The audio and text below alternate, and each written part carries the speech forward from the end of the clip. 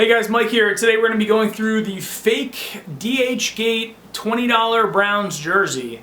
And I'm going to be walking you through some of the details, some of what my thoughts are on this, and let you know if it's a good thing you should buy or not. Okay? So first things first, when it comes to the details and the stitching, might be a little bit tough to see there, but that's actually embroidered on.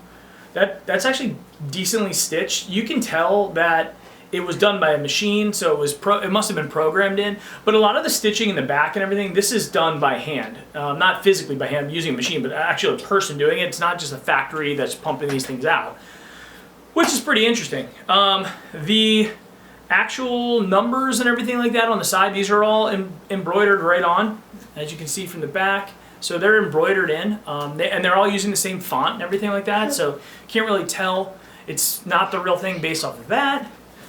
This, on the back side of it, the actual nameplate and everything, some people have complained that the number's too high. I've found it to be fine. The actual number sits right in the back where the jersey splits into the three pieces. So it seems like it's pretty okay. And the size of the nameplate in the back is also pretty good. The Nike thing on the side there's actually two layers to it. It's really difficult to pick up in the camera, but there's two layers to it. So that kind of stands out a little bit more bold. The NFL centerpiece here, this is a sticker. It's definitely a replica, and I can see it over time. This is going to peel off. It's done cheap. But they also have the other stickers too that come inside, and then this one on the bottom of the jersey that has like the large thing. Used to have the numbers like number 48, 44, like for the size. Now it's just like small, medium, large. Anyway, this actually is just a sticker inside of the top here, and I can peel this off right now. It's already starting to fray after one wash. But I mean, this is something that almost goes to trick the buyer. So somebody who might be seeing this on a shelf or in a rack would see this, go, oh, this looks pretty legit. Plus the tags that came on it that were on the bottom of it looked really legit as well.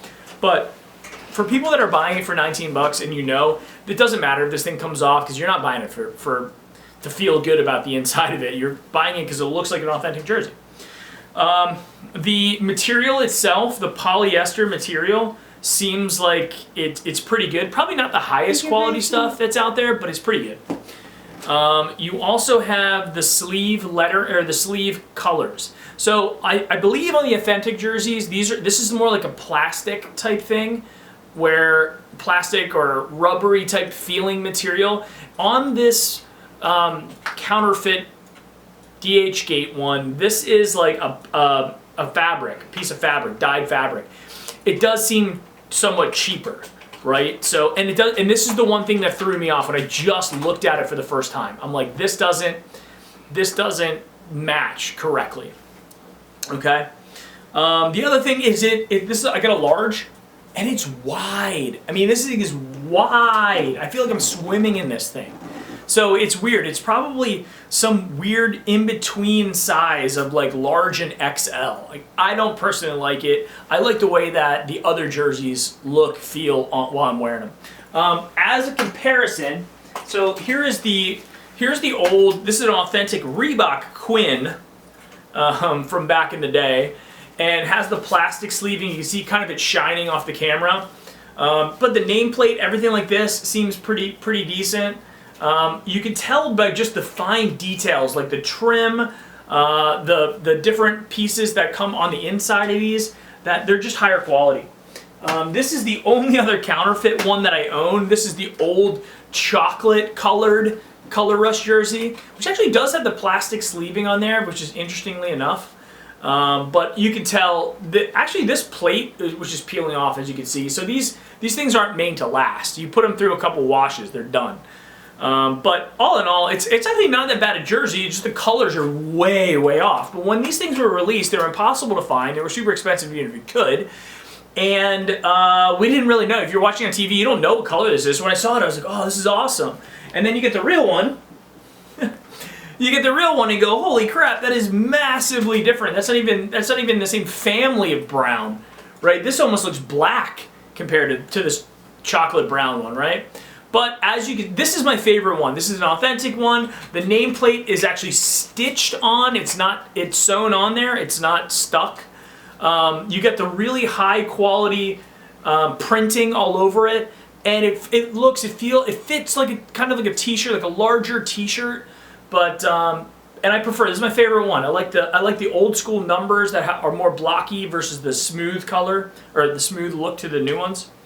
But anyway, you're not here to look at the old jersey, look at the new one. And my advice to you on this, if you're in the market for a jersey and you don't have $150 to spend, but you want to show your love for the Browns, then yeah, go ahead and buy it, right? But if you're really looking for that authentic jersey look and feel and experience, this is not it. I mean, it's close, but it's not it, and it's much better than that chocolate one, but it's still got a little bit of ways to go. I'd also like to say, and I probably should have said this earlier, I don't actually own this particular one, but I've given one away. So I bought one before. I know it was going towards a charity, so I bought one. I gave it away to somebody on Twitter. I bought 3 of those Color Rush, one for myself and some family members. So I buy authentic jerseys. I own I'd say probably 6 or 7 other ones as well. So the only time I typically get these is when I can't get them in stores, and I live in Florida and I can't get them anyway, but I mean, these were really tough to come by in the beginning, right when they went on sale.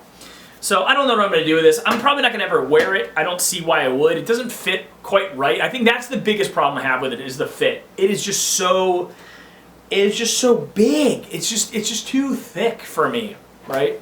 But if you happen to be a more wide-bodied individual, maybe it will fit you better. I don't know. But yeah, so that's what I have to say. It's okay. It's pretty good. It's getting there, but it's not quite. It doesn't quite pass the sniff test, especially for somebody who's owned lots of, authentic jerseys throughout the years. So I'm not saying to buy it. I'm not saying to not. It all comes down to your own personal financial situation. But yeah, it's okay. It's not a bad knockoff. So all right, thanks for watching, guys, and peace. Go Browns.